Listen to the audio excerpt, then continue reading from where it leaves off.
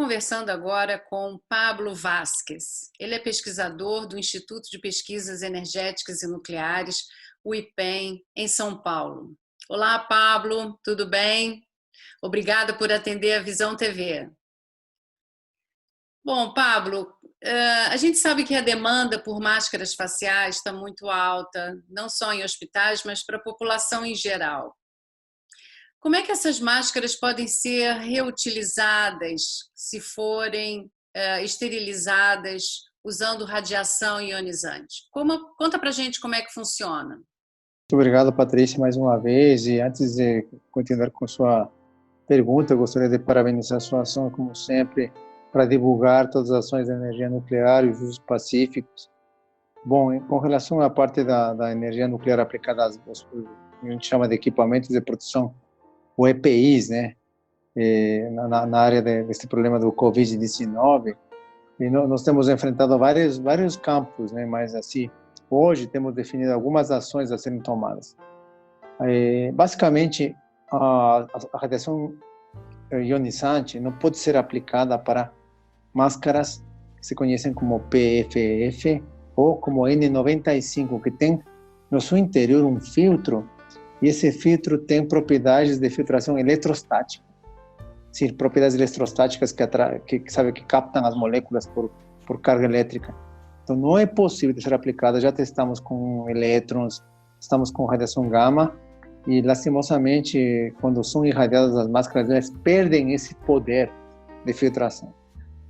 Mas, por outro lado, nós também encontramos partes assim positivas que têm a ver com o tipo de máscaras que são utilizadas pelas pessoas no dia a dia, que são as máscaras de tecido, especificamente as de algodão, e também com as máscaras cirúrgicas, as máscaras cirúrgicas feitas por pessoas informais, não por fábricas especialistas, mas pessoas informais. Elas também não são afetadas pela radiação ionizante, conservam as propriedades de filtração ainda após doses altas. Uhum. Então, nós, após várias reuniões que temos tido com a Agência de Energia Atômica e com as instituições, recomendamos utilizar a radiação ionizante para desinfectar ou esterilizar, basicamente, máscaras de uso assim, público, que seriam máscaras de tecido, e máscaras de polipropileno ou máscaras cirúrgicas.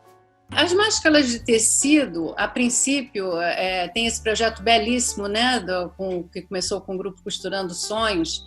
Então, essa máscara ela é esterilizada antes de dar para a população. Mas depois que a pessoa individualmente usa sua máscara, o que ela deve fazer? Ela manda para esterilização ou ela pode lavar em casa mesmo?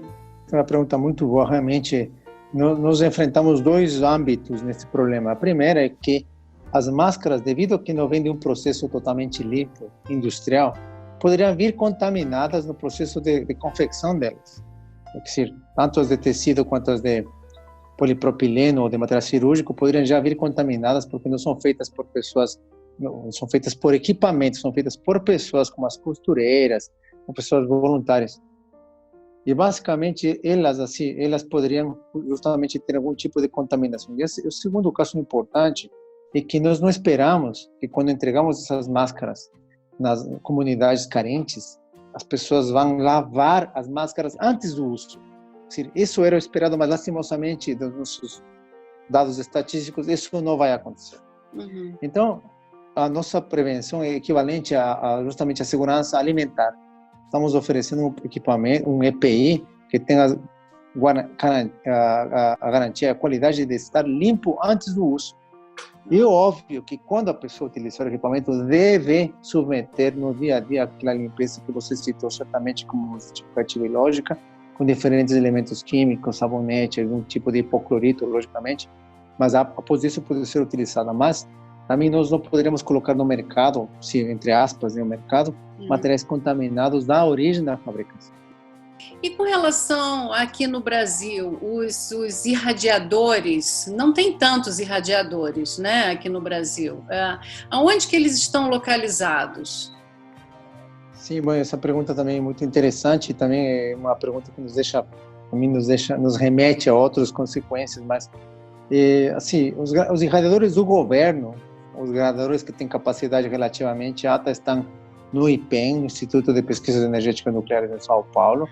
Temos mais um no CDTN, lá em Minas Gerais, um irradiador panorâmico que tem uma capacidade relativamente alta. E os restantes do governo têm capacidade muito baixa. O que diz que nós deveríamos realmente nos remeter às alternativas privadas. A Sterigenics atualmente tem um domínio mais ou menos assim, mais de 50% do mercado da esterilização de materiais. E aquele antigamente Companhia Brasileira de Esterilização, que se chamou antigamente CBE, se chamou Embrahage, hoje é Sterigenics. Então a alternativa também, sim, não deixa de ser plausível utilizar a alternativa privada.